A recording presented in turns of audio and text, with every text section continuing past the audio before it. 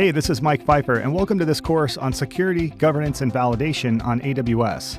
This is the third course in a series that covers all of the domain objectives for the AWS Certified DevOps Engineer professional exam. Security is one of the primary considerations for organizations adopting cloud services, and when it comes to working with the AWS Cloud Platform, there's a lot of patterns and best practices that you need to follow in order to make sure that your environment is configured properly.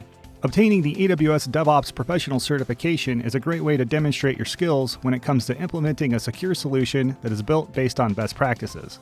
In this course, we'll start off by looking at some essential AWS security best practices. We'll see how to use the Identity and Access Management service to implement roles and policies, and we'll set up multi-factor authentication, and we'll discuss other standard practices like following the principle of least privilege and securing access to your AWS resources.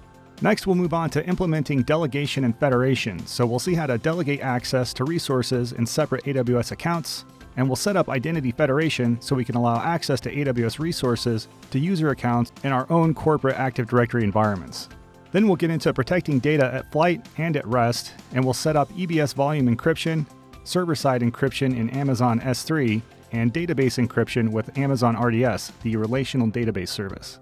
Finally, we'll learn how to enable IT governance with AWS services. We'll take a look at common IT governance domains and how to address security requirements using the services available from AWS.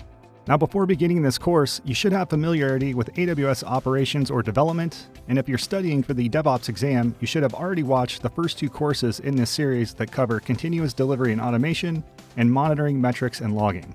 But whether you're planning on taking the DevOps exam or not, I hope you'll join me in this course that'll give you practical skills for implementing security on AWS.